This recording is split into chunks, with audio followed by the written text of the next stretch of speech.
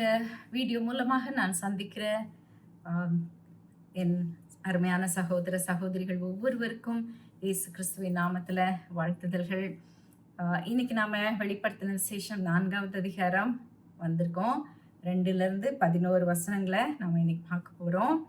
And போன எபிசோட்ல முதலாவது வசனத்தை நான் சொல்லி கொடுத்தப்போ உங்களுக்கு சொன்னேன், வானம் திறக்கப்பட்டுச்சு அப்படின்னு சொல்லி யோவான் அங்கே என்ன பண்ணப்பட்டார், எடுத்துக்கொள்ளப்பட்டார், இங்கே வா அப்படிங்கிற ஒரு குரல்ல யோவான் அங்க போய் சேர்ந்துட்டதை நாம பார்த்தோம். இப்போ அந்த வானம் திறக்கப்பட்ட பொழுது யோவான் முதல்ல கண்டது ஒரு சிங்காசனம். சரியா? அதனால என்ன தலைப்பு கொடுக்க போறேன், when heaven opens everything begins at the throne. பரலோகம் திறக்கும் பொழுது அனைத்தும் தேவனுடைய சிங்காசனத்திலிருந்தே ஆரம்பமாகிறது அப்படிங்கிற தலைப்புல இன்றைக்கு எபிசோட நாம பார்க்க போறோம். இதை நீங்க கேட்கும் முன்பதாக தேவனாகிய கர்த்தருடைய சத்தம் நம்முடைய செவிகள்ல விழணும்னு சொல்லி நம்ம ஒவ்வொருவரையும் தேவனுடைய கரத்துல ஒப்பு கொடுத்து செபிப்போம். நல்ல தகப்பனே, இந்த அருமையான வேலைக்காக உமக்கு நன்றி செலுத்துகிறேன். இந்த வீடியோ மூலமாக இந்த சத்தியத்தை கேட்டுக்கொண்டிருக்கிற ஒவ்வொருவரோடும் நீர் பேச வேண்டுமாறு செபிக்கிறேன். அப்பா, பரிசுத்த ஆவியானவருடைய பிரசனம் நாங்கள் எந்த இடத்துல இருந்தாலும் எவ்வளவு தூரத்தில் இருந்தாலும் உங்களுடைய ஆவியானவருடைய பிரசன்னம் இதை கேட்கிற ஒவ்வொருவரோடும் இருக்கட்டும். ஞானத்தை தாரும் ஆண்டவரே, இதை எங்களை திறந்து கொடும். உங்களுடைய கருத்தில் ஒப்பு கொடுக்கிறேன். இயேசுவின் மூலமாய் செபிக்கிறேன் பிதாவே, ஆமென். இப்போ கர்த்தர் 4வது அதிகாரம் 2வது வசனம் என்ன சொல்லுது பாருங்க. உடனே ஆவிக்குள்ளானேன், அப்பொழுது இதோ வானத்தில் ஒரு சிங்காசனம் வைக்கப்பட்டிருந்தது, அந்த சிங்காசனத்தின் மேல் ஒருவர் வீற்றிருந்தார் அப்படின்னு சொல்லி நாம பார்க்கிறோம். ஓகே, யோவான் மேல போயிட்டாரு. அதை தான் நம்ம ராப்சர் அப்படின்னு சொல்லி பார்த்தோம். திருச்சபை மேலே எடுத்துக்கொள்ளப்படுவதற்கு அது ஒரு முன்னோட்டம் அப்படின்னு சொல்லி நம்ம பார்த்தோம். அதுக்கு ராப்சர்னு சொல்லி ஒரு லத்தீன் வார்த்தை கொடுக்கப்பட்டிருக்கு. நம்முடைய ஆங்கிலத்திலேயோ தமிழ்லையோ அந்த வார்த்தை கிடையாது, ஒரு லத்தீன் வார்த்தை கொடுக்கப்பட்டிருக்குன்னு சொல்லி சொன்னேன். ராப்சரை பற்றி இன்னும் தெரிந்து கொள்ள வேண்டுமானா தயவுசெய்து போன எபிசோட மறக்காம பாருங்க. இப்போ யோவான் மேலே போயிட்டாரு. போன உடனே அவர் என்ன பண்றாரு, ஒரு வல்லமை உள்ள தேவனை அவருடைய மகத்துவத்துல அவர் காண்கிறத நாம பார்க்கிறோம். இந்த வெளிப்படுத்தின விசேஷம் 6வது அதிகாரத்துக்கு பின்னால வரப்போகிற வெளிப்படுத்துதல் அப்படிங்கிற அந்த நியாய தீர்ப்பின் விசேஷங்களை கர்த்தர் காண்பிப்பதற்கு முன்பதாக தேவன் தமது ஊழியனுக்கு தமது சிங்காசனத்தை காட்டுவதை நாம பார்க்கிறோம். எதிர்காலத்துல என்ன நடக்கும்னு சொல்லி நாம அறிந்து கொள்ள முன்பதாக யார் சிங்காசனத்தில் வீற்றிருக்கிறார், யார் ஆளுகை செய்கிறார், இதை விசுவாசிகளாகிய நாம முதல்ல தெரிந்து கொள்ளணும். இதுதான் முக்கியம். யோவான் என்ன சொல்றாரு பாருங்க, உடனே ஆவிக்குள்ளானேன், அப்பொழுது இதோ வானத்தில் ஒரு சிங்காசனம் வைக்கப்பட்டிருந்தது. ஸோ யோவான் எதை முதல்ல பார்க்குறாரு? யோவானுக்கு ஆக்சுவலா அங்க இருந்த கோடானு கோடி தேவ தூதர்களை ஆண்டவர் காமிச்சிருந்துருக்கலாம், பொன்னான வீதிகளை காமிச்சிருந்துருக்கலாம். நமக்குலாம் அதெல்லாம் பார்க்கறதுக்கு ஆசை இல்லை. அப்புறம் பரலோகத்தின் அழகை காமிச்சிருந்துருக்கலாம், ஒருவேளை ஜீவ விருட்சத்தை காமிச்சிருந்துருக்கலாம், கேருபீன்களை காமிச்சிருந்துருக்கலாம். இல்லை, ஆண்டவர் முதல்ல அவனுக்கு காண்பிப்பது தம்முடைய சிங்காசனத்தைன்னு சொல்லி நாம பார்க்கிறோம். இது நமக்கு என்ன செய்தியை கொடுக்குது? பரலோகம் மனுஷனையோ தேவ தூதர்களையோ மையமாக கொண்டது கிடையாது.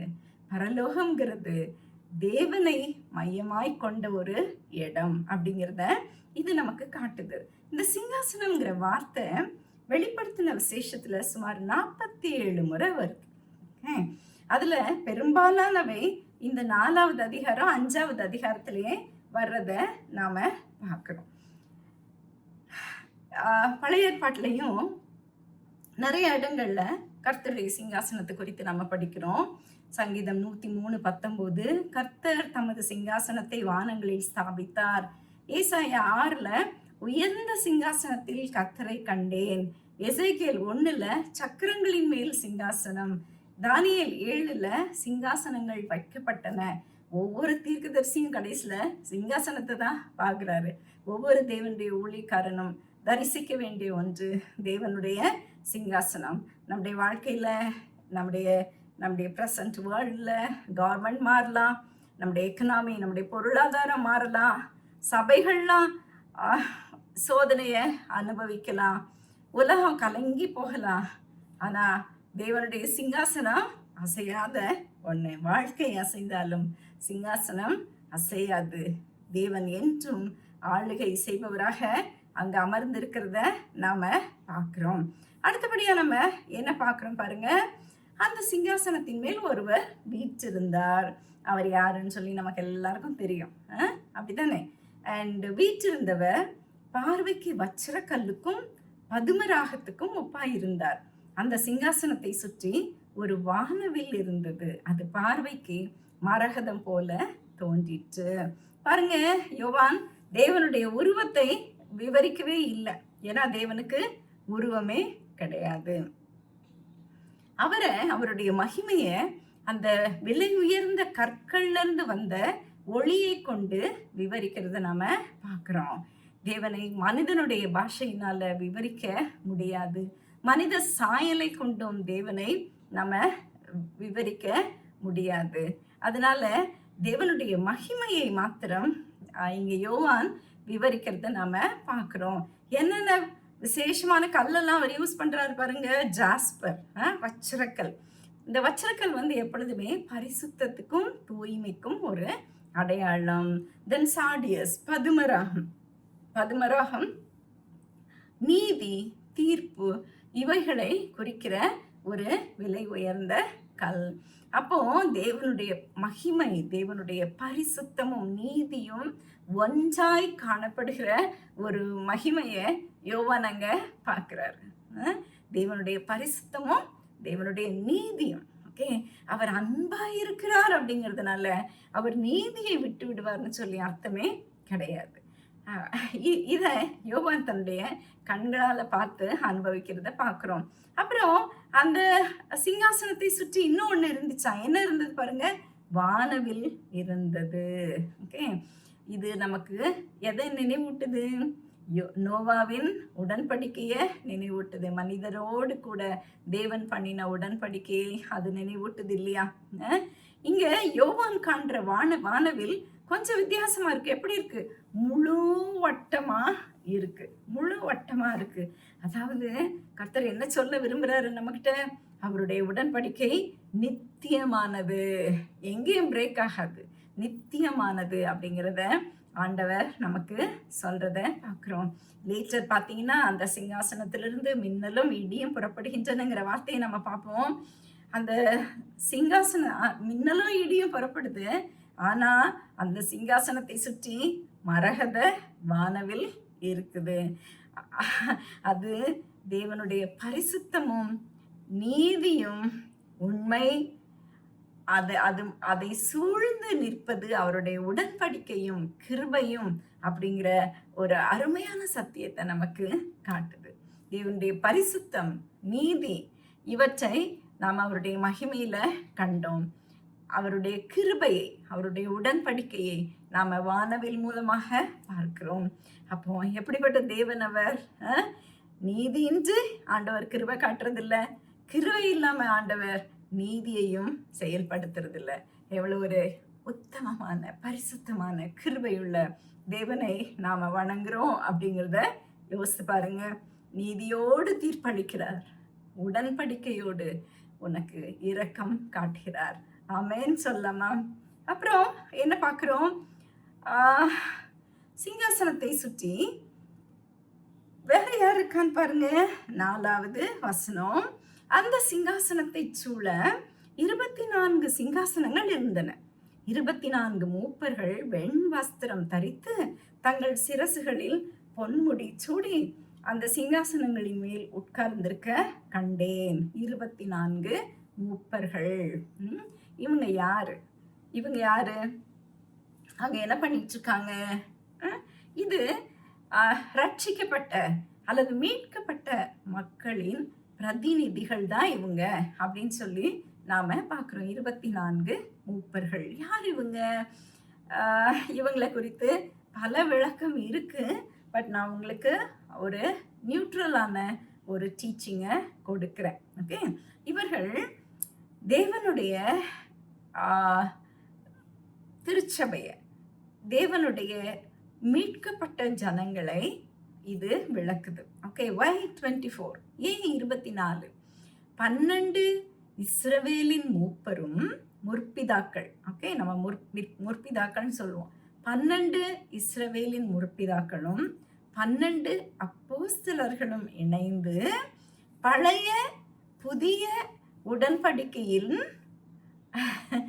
தேவ ஜனங்களின் நிறைவை இது காட்டுது. ஓகே, பழைய உடன்படிக்கையின் மூலமாக கர்த்தரண்டையில் வந்தவங்க, புதிய உடன்படிக்கையின் மூலமாக கர்த்தரண்டையில் வந்தவங்க, இந்த எல்லா தேவனுடைய மக்களின் நிறைவான நம்பரையும் இந்த 24 காமிக்கிறத நாம பார்க்குறோம். ஓகே, திருச்சபையாகிய நாம யூதர்கள் மூலமாக தான் சுவிசேஷத்தை பெற்றோம், அப்படிதானே? ஒரு முழுமையான திருச்சபை அப்படிங்கிறது 12 கோத்திரத்தின் யூதர்களும் அப்போஸ்தலர் மூலமாக கிறிஸ்துவை அடைந்த புறஜாதியினராகிய நாமும். நாம யார் மூலமா பெற்றோம்? அப்போஸ்தலர் இல்லையா? அப்போஸ்தலர் தங்களுடைய லைஃபை பூமியில ஒரு சீடாக, ஒரு விதையாக விதைச்சாங்கல்ல, அவங்க மூலமாக தானே சுவிசேஷம் எல்லா பக்கமும் பரவிச்சு. 24ங்கிறது ஒரு பரிபூர்ண திருச்சபையை காட்டுது. அப்போஸ்தலர் என்பதுல நாமும் அடங்கி இருக்கிறோம். 12 அப்போஸ்தலர்கள் சொல்றதுல நாமும் அடங்கி இருக்கிறோம். ஏன்னா நாம் அப்போஸ்தலர்களின் ஊழியத்தின் மூலமாக இயேசு சுவாமியை ஏற்றுக்கொண்ட மக்கள். சரியா? இவங்க வெள்ளை வஸ்திரம் தரித்தவங்களா இருக்காங்க. இந்த 3வது அதிகாரம் 4வது வசனத்துல ஜெயம் கொள்கிறவர்களுக்கு கர்த்தர் வெள்ளை வஸ்திரம் கொடுத்தாருன்னு பாக்குறோம் இல்லையா? அந்த வெண்மையான வஸ்திரம் தரித்தவங்களாக அவங்க இருக்கிறாங்க. அவங்களுடைய தலையில என்ன இருக்குதா? பொற்கிரீடம் இருக்குதா? 2வது அதிகாரம் 10வது வசனத்துல கர்த்தர் அவங்களுக்கு ப்ராமிஸ் பண்ணாரு இல்லையா? அந்த பொற்கிரீடம் அவங்க வச்சிருக்காங்களாம். அவங்களுக்கும் ஒரு சிங்காசனம் கொடுத்திருக்கிறார் ஆண்டவர். சிங்காசனங்களில் அமர்த்துவேன்னு சொல்லி 3வது அதிகாரம் 21வது வசனத்துல சொன்ன விதமாக அவங்களுக்கும் கர்த்தர் சிங்காசனங்களே கொடுத்திருக்கிறாங்க. ஆனா இவை எல்லாமே நம்முடைய ரட்சிப்பின் அடையாளம் கிடையாது. ஓகே, இந்த வெள்ளை வஸ்திரம், பொன் கிரீடம், சிங்காசனத்துல அமர்தல், இது நம்முடைய ரட்சிப்பின் அடையாளம் கிடையாது. This is not the sign of your salvation. இது நம்முடைய ரிவார்டுடைய அடையாளம். This is the reward we are going to receive. பரலோகத்தினுடைய பெரிய ஆசீர்வாதம் அந்த கிரீடம் கிடையாது, பரலோகம்தான். சிங்காசனத்துக்கு அருகே இருக்கிறது, பரலோகத்துல இருக்கிறது தான் நமக்கு பெரிய ஒரு ஆசீர்வாதமே தவிர வெகுமதிகள் அல்ல. ஓகே, வெகுமதிகள் உனக்கு கொடுக்கப்படும், அவ்வளவுதான். ஆனா வெகுமதிகள் தான் உனக்கு வெகுமதிகள் வெறும் ரிவார்டு தானே தவிர அது உனக்கு உன்னுடைய சல்வேஷனுடைய சைன் கிடையாது. ஓகே, பரலோகமே உனக்கு உன்னுடைய ரட்சிப்பின் அடையாளம் சொல்லி பார்க்குறோம். And then what they do there, என்ன பண்ணுவாங்க? They cast their crown before the த்ரோன்னு சொல்லி நம்ம பார்க்குறோம். தங்களுடைய கிரீடங்களை எடுத்து என்ன பண்ணுறாங்க? சிங்காசனத்துக்கு முன்பாக வைக்கிறாங்கன்னு சொல்லி 10வது வசனத்தில் படிப்போம்.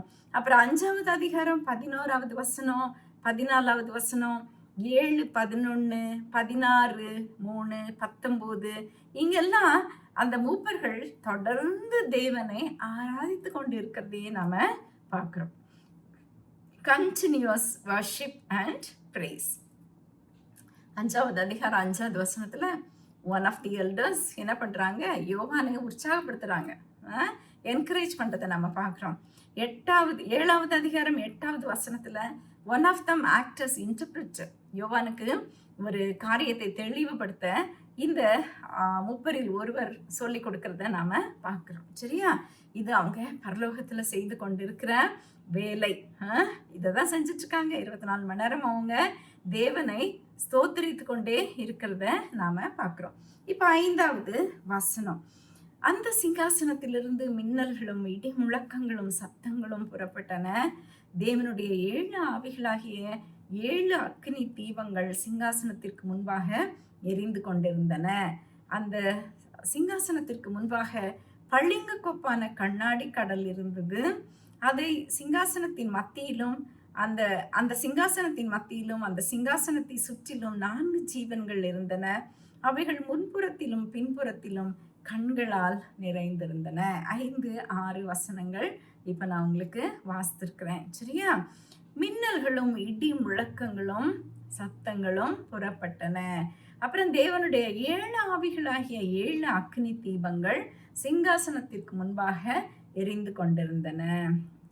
இந்த சிங்காசனம் பரிசுத்தமும் நீதியும் வெளிப்படும் ஒரு இடம் சொல்லி நாம பார்த்துட்டோம்.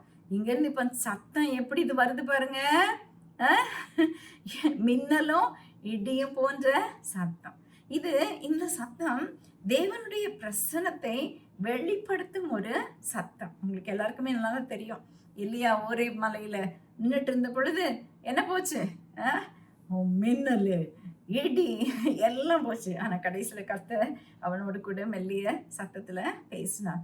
மோசே இதை பார்த்தார். கர்த்தர் கடந்து போகும் பொழுது பயங்கரமா மின்னலும் இடியும் பார்த்தாரு. யோவானுக்கு நல்லா தெரியும் இது தேவனுடைய சத்தம் சொல்லி. மின்னல்கள், இடிகள், இந்த சத்தங்கள் எல்லாமே நமக்கு சீனாய் மலைய நினைவூட்டுது இல்லையா? தேவன் மாறவே இல்லை. கிருபையின் தேவனாக இருந்தாலும் அவர் பரிசுத்தத்தின் தேவன், அன்றும் இன்றும் மாறாதவர்.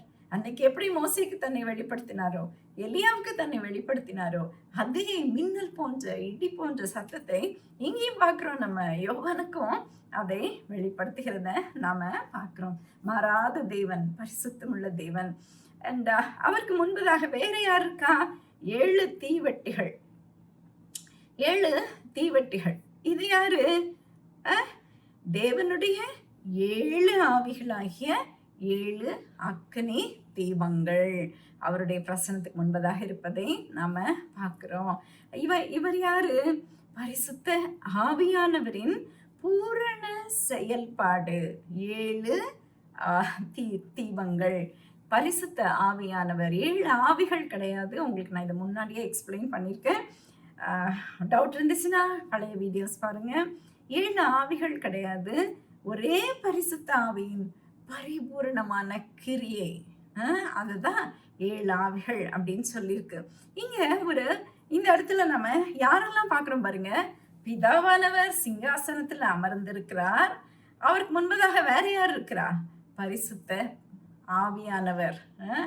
7 ஆவிகளின் 7 தீபங்கள். பரிசுத்த ஆவியானவர் அந்த இடத்துல தன்னுடைய பரிபூர்ண கிரியையோட இருக்கிறத நம்ம பார்க்கிறோம். ஸோ பிதாவானவரை பார்த்துட்டோம். பரிசுத்த ஆவியானவர் அங்க இருக்கிறாரு. அடுத்த அதிகாரம் 5வது அதிகாரத்துல நம்ம ஆட்டுக்குட்டியானவரை பார்ப்போம்.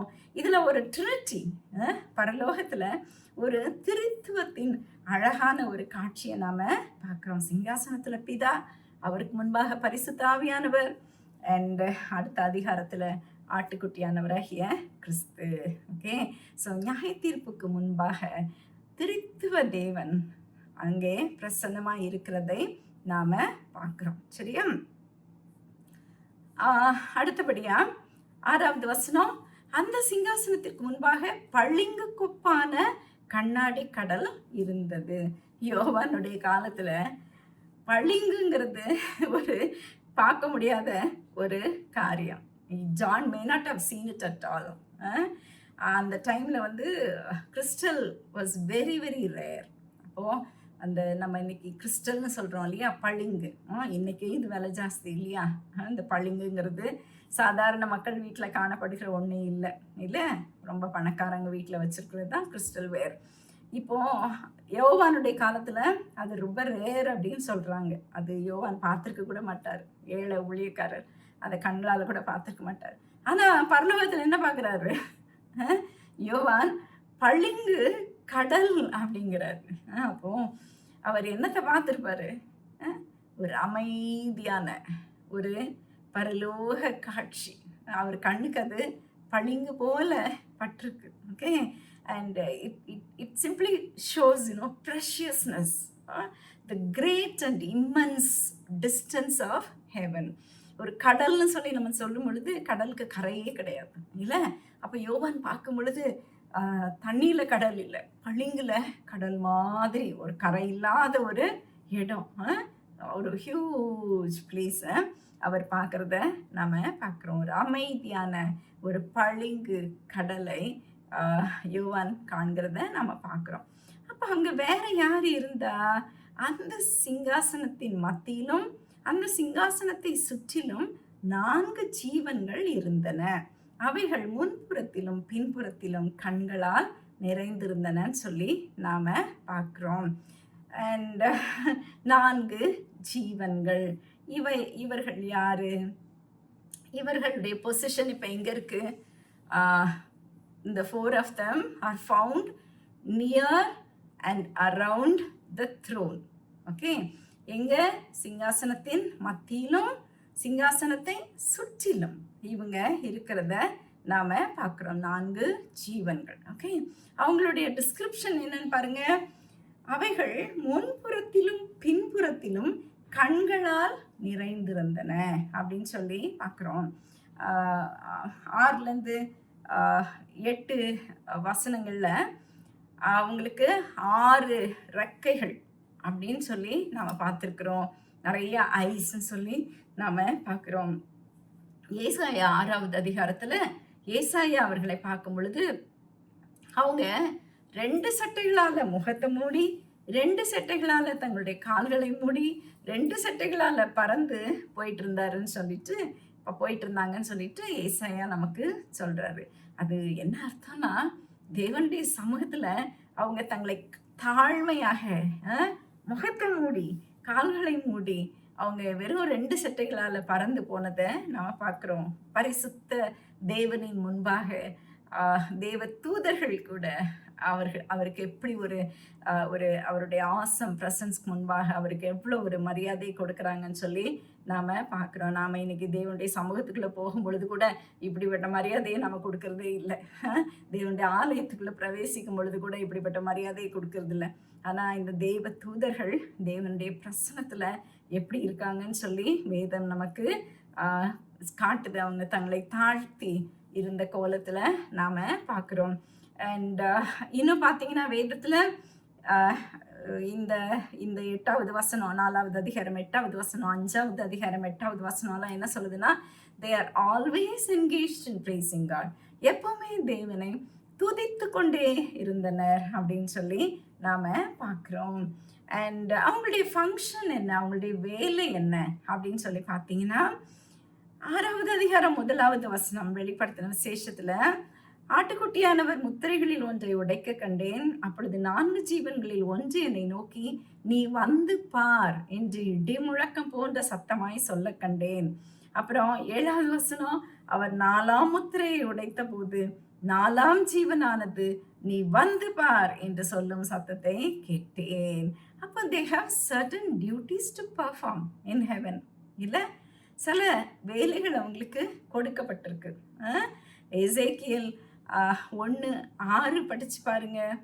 அண்ட் எசேக்கியேலில் இவர்கள் செய்கிற சில காரியங்களை எசேக்கியேல் தீர்க்கதரிசி தான் பார்த்ததை எழுதியிருப்பார். 6வது அதிகாரத்தில் 1வது அதிகாரம் 6லேருந்து 10 வசனங்களும் 22வது அதிகாரம் 26வது அதிகாரமும் நமக்கு இவர்களை அதிகமாக விளக்கி காட்டும். இவர்களுடைய பெயர் ஓகே. அண்ட் தே ஆர் செருபீம் அப்படின்னு சொல்லி சொல்லப்பட்டிருக்கு. கேருபீன்கள் அப்படிங்கிற வார்த்தை இல்லையா? ஆதியாகமம் 3வது அதிகாரம் 24வது வசனத்தில் கேருபீன்களை வைத்து தேவன் ஏதேன் தோட்டத்தை ப்ரொடெக்ட் பண்ணுறதை நாம் பார்த்துருக்குறோம். ஓகே, அவர் மனுஷனை துரத்தி விட்டு ஜீவ விருட்சத்துக்கு போகும் வழியை காவல் செய்ய ஏதேன் தோட்டத்துக்கு கிழக்கே கேருபீன்களையும் வீசிக்கொண்டிருக்கிற சுடரொளி பட்டயத்தையும் வைத்தார். 3:24. ஓகே, ஸோ இவங்க கேருபீன்கள் அப்படின்னு சொல்லிட்டு, இந்த செருபிம் அந்த IMன்னு இருக்கு பார்த்தீங்களா, அது ஹீப்ரூவில் ப்ளூரல். ஓகே, ஸோ செருபிம் அப்படிங்கிற வார்த்தை வந்து ப்ளூரல். ஓகே, அவங்க ஒருத்தர் கிடையாது, 4 பேர். ஸோ இட்ஸ் அ ப்ளூரல் வேர்டுன்னு சொல்லி நாம் பார்க்குறோம். IM வந்து ஹீப்ரூவில் ப்ளூரல். ஸோ செருபிம் அப்படிங்கிற வார்த்தை வந்து அவர்கள் அநேகர்னு சொல்லி காட்டுறத பார்க்குறோம். So they are angelic beings close to the throne of God and they are created to praise God and they are created to fulfill God's purpose.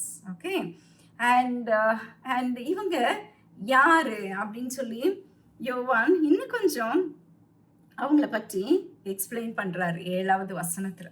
முதலாம் ஜீவன் சிங்கத்துக்கு ஒப்பாகவும், 2ஆம் ஜீவன் காளைக்கொப்பாகவும், 3ஆம் ஜீவன் மனுஷ முகம் போன்ற முகமுள்ளதாகவும், 4ஆம் ஜீவன் பறக்கிற கழுகுக்கு ஒப்பாகவும் இருந்தன.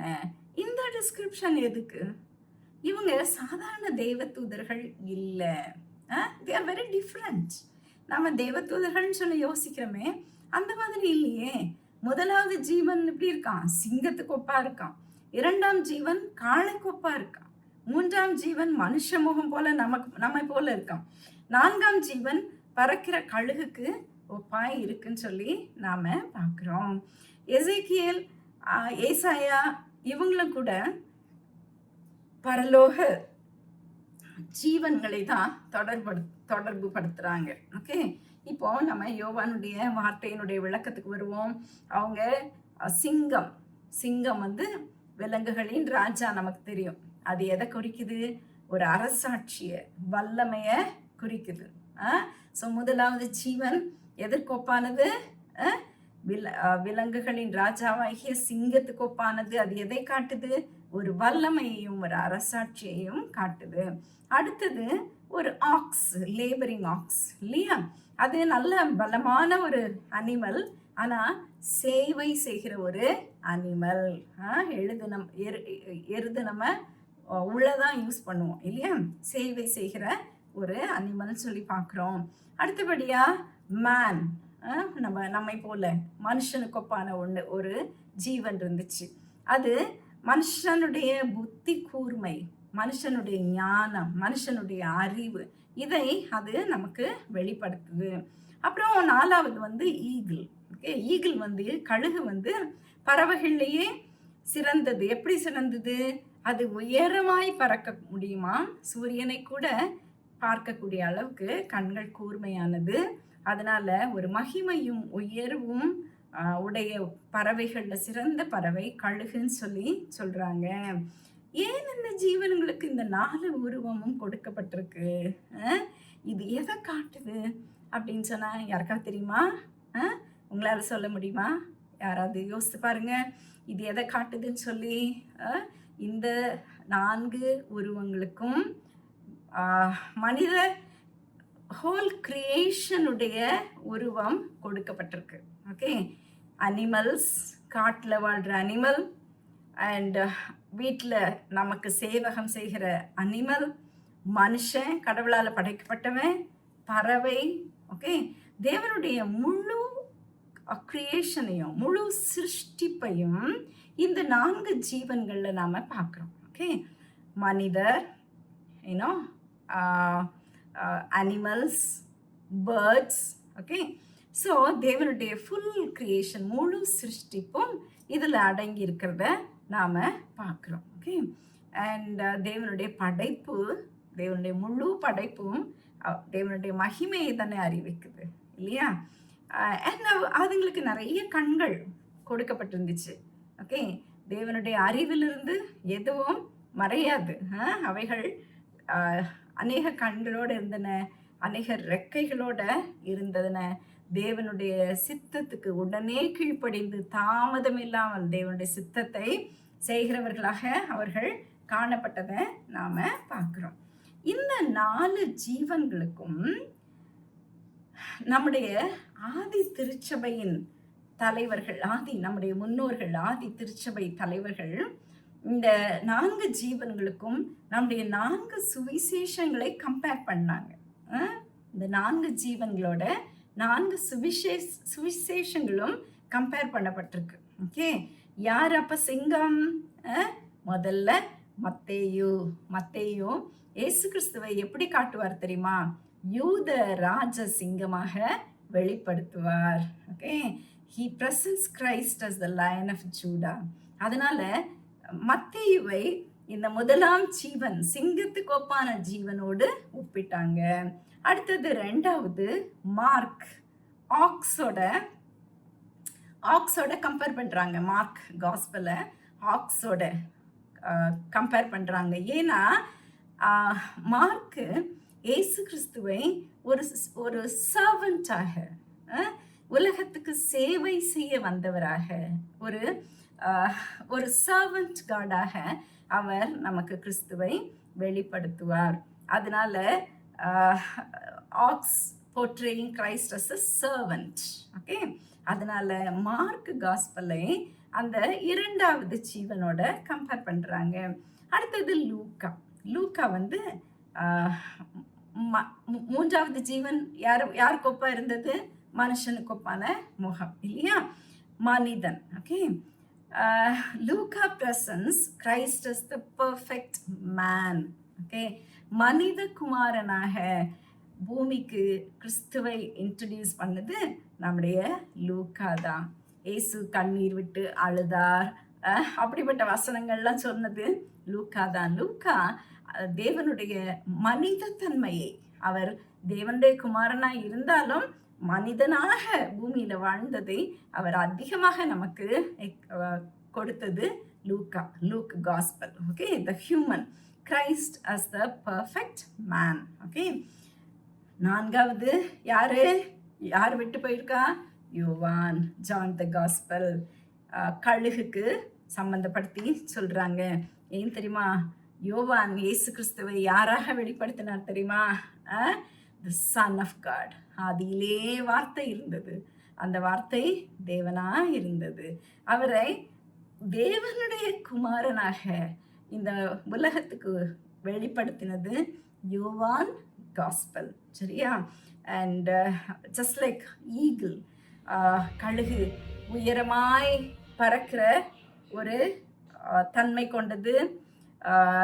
கழுகு உயர பறக்கிற ஒரு சிந்தனை கொண்ட காஸ்பலாக, மிக உயரமாக பறக்கும் சிந்தனைகள் கொண்ட ஒரு காஸ்பலாக இயேசு சுவாமியை தேவனுடைய குமாரனாக வெளிப்படுத்தினது ஜான் சொல்லி நாம பார்க்கிறோம். ஓகே, ஸோ மத்தேயும் இயேசு சுவாமியை யூத ராஜசிங்கமாக, யூதருடைய தீர்க்க தரிசனங்கள் நிறைவேறின ஒரு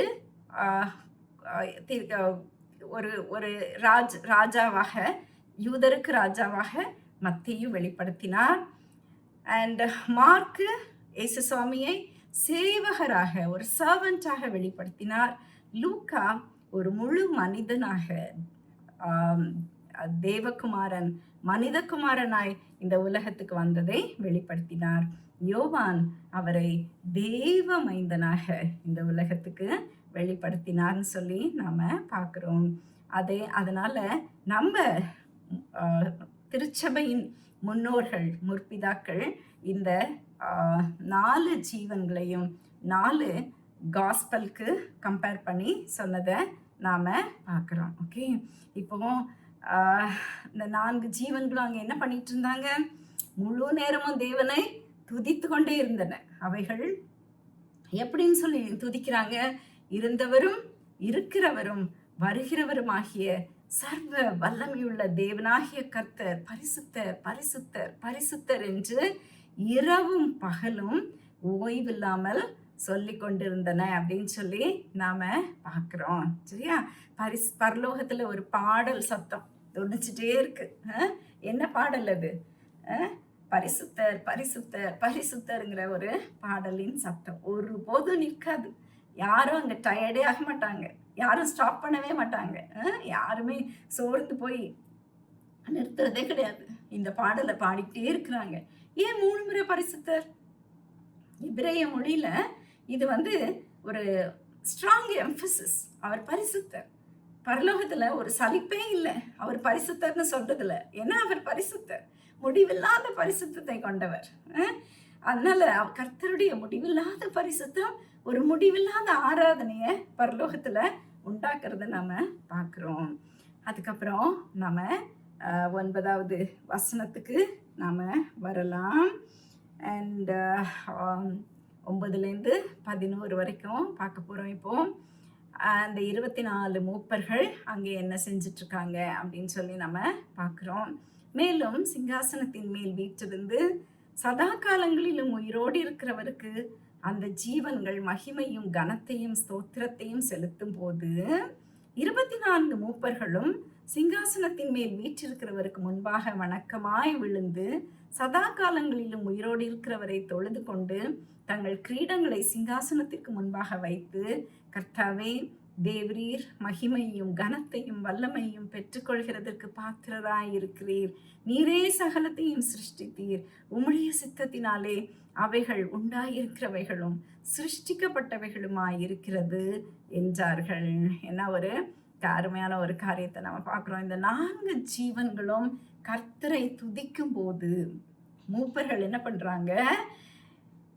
24 மூப்பர்களும் சிங்காசனத்தின் மேல் வீற்றிருக்கிறவருக்கு முன்பாக வணக்கமாய் விழுந்து அப்படின்னு சொல்லி நாம பார்க்கிறோம். அவங்க என்ன பண்றாங்க பாருங்க, தங்கள் கிரீடங்களை சிங்காசனத்தின் முன்பாக வைக்கிறாங்களாம். ஓகே, நான் முன்னமே சொன்னேன், இந்த கிரீடம், இந்த வெண்வஸ்திரம், கிரீடம் எல்லாம் உங்களுடைய ரட்சிப்பின் அடையாளம் இல்லை. அவங்க ரட்சிப்பை தூக்கி கழட்டி வைக்கல.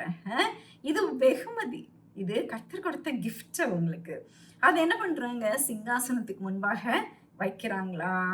தங்களுடைய கிரீடங்களை அவங்க எரியல.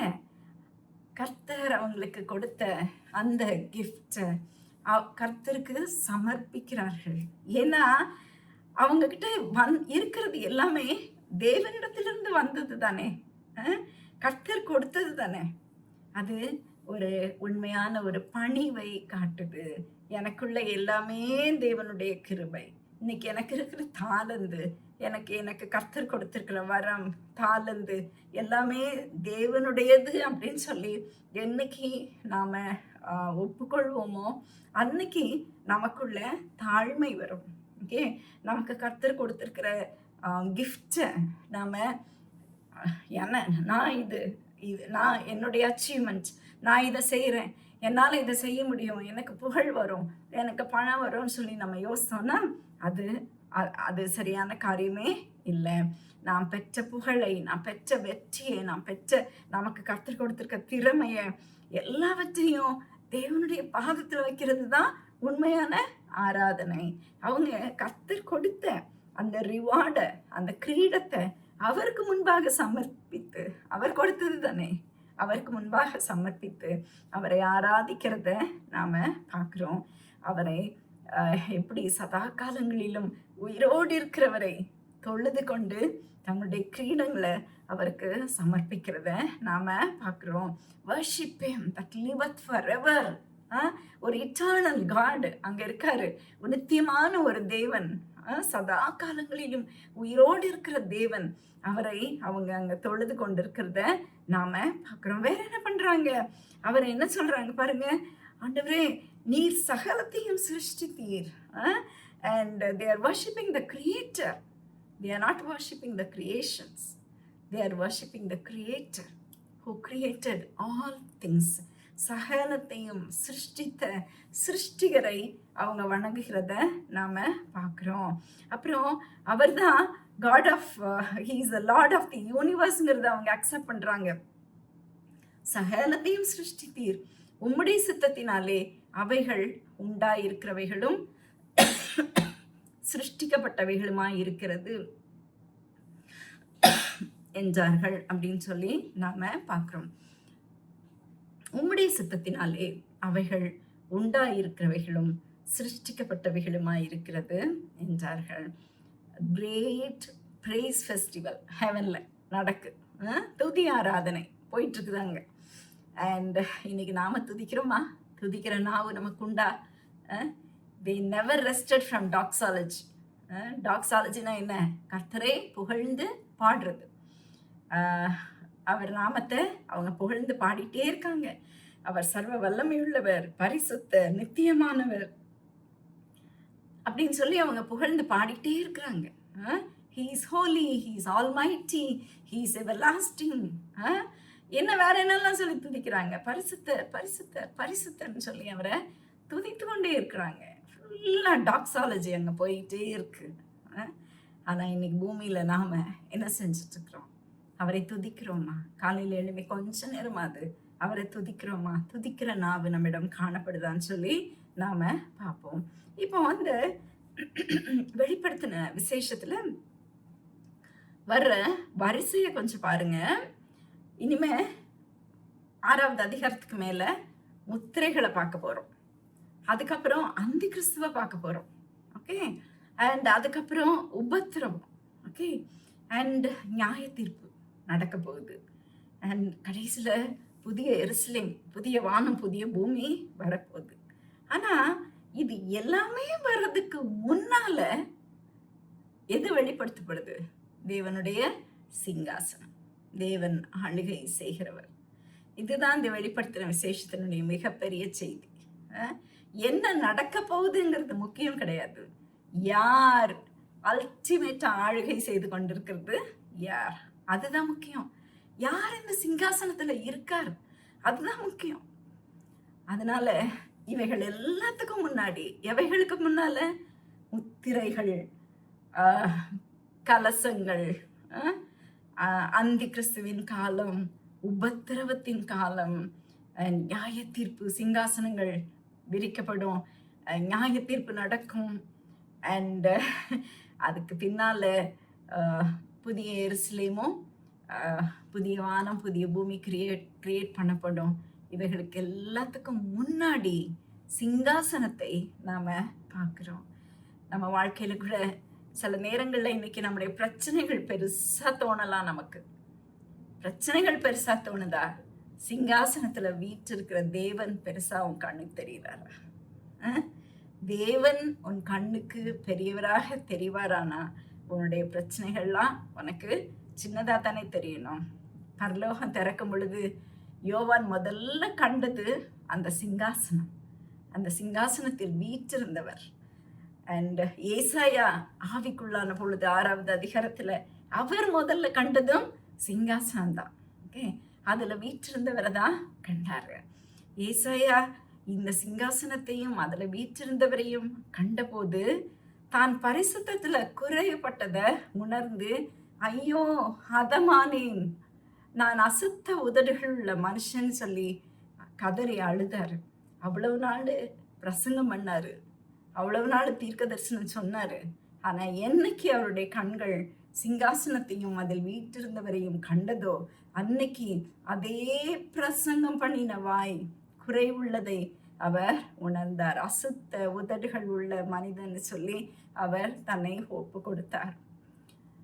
நாம கூட இன்னைக்கு ஏசாயாவை போல சிங்காசனத்தை நோக்குவோமானால் நம்முடைய வாழ்க்கையில, நம்முடைய வாழ்க்கை தராசுல நாம எவ்வளவு குறைபட்டு இருக்கிறோங்கிறத கர்த்தர் நமக்கு காட்ட முடியும். நம்மையும் கூட நாம் தேவனுடைய வெளிச்சத்துல நம்மை கண்டு நம்மை தேவனுக்கு ஒப்பு கொடுக்க உதவி செய்யும். அது யோவானை போல நாம் நம்முடைய வாழ்க்கையை அதே பார்வையில பார்க்கும் பொழுது பயம் விசுவாசமாக மாறும், குழப்பம் சமாதானமாக மாறும். ஏன்னா சிங்காசனம் காலியா இல்லை. தேவனுடைய பிள்ளைகளே, அதுல வீற்றிருக்கவர் யாரு? நம்முடைய தேவனாகிய கர்த்தர், சதா காலமும் உயிரோடு இருக்கிறவர். அவர் சகலத்தையும் சிருஷ்டித்தவர். அவர் சிங்காசனத்தில் வீற்றிருக்கிறார். அவர் ஆளுகை செய்து கொண்டிருக்கிறார். அவர் இந்த பூமியை ஆளுகை செய்கிறார். அவர் நம்மையும் ஆளுகை செய்கிறார். எதையும் குறித்து பயப்பட வேண்டாம். அவர் உன் வாழ்க்கையை ஆளுகை செய்வாரானா எந்த பிரச்சனையும் உன்னை மேற்கொள்ளாது. பயப்படாதே, எந்த பிரச்சனையை கண்டும் பயப்படாது. உன்னுடைய சரீரத்துல இருக்கிற பலவீனங்கள், உன்னுடைய வாழ்க்கையில வர பிரச்சனைகள், உன்னுடைய திருமணத்துல காணப்படுகிற குழப்பங்கள், உன்னுடைய வேலையில காணப்படுகிற கஷ்டங்கள், நீ எதையும் குறித்து பயப்பட வேண்டாம். சிங்காசனத்தை நோக்கி பார். அவர் ஆளுகை செய்து கொண்டிருக்கிறார். அவர் ஆளுகை செய்து கொண்டிருக்கிற தேவன். அவரை நீ நோக்கி பார்க்கும் பொழுது எந்த பிரச்சனையும் உன்னை மேற்கொள்ளாது. இது நிச்சயம். இதை மறந்து போக வேண்டாம். தேவனுடைய சிங்காசனத்தை இன்று நீ நோக்கி பார்த்து தேவனுடைய பிரசன்னத்துல ஒரு நிமிஷம் உன்னை ஒப்புக்கொடு. தேவன் தாமே உன்னோடு கூட இருந்து உன்னை ஆசீர்வதிப்பார். இந்த வார்த்தைகள் மூலமாக தேவன் உன்னோடு கூட பேசியிருப்பார். ஆனால் சில துளி நேரம் தேவனோடு செலவு பண்ணுங்க. அவருடைய சிங்காசனத்தை நோக்கி பாருங்க. ஏசாயாவை போல, எசேக்கியேல் போல, தானியேலை போல, நம்முடைய யோவானை போல அவருடைய சிங்காசனத்தை காணும் பொழுது உன்னுடைய பயம் ஓடி போய்விடும். உன்னுடைய பிரச்சனைகள் உனக்கு பெருசா தெரியாது. உன்னுடைய வாழ்க்கையில குறைவுகள் இருக்குமானா அதை திருத்திக் கொள்ள தேவன் உனக்கு உதவி செய்வார். கர்த்தர் தாமே இந்த வார்த்தைகள் மூலமாக உங்கள் ஒவ்வொருவரையும் ஆசீர்வதிப்பாராக. ஆமென்.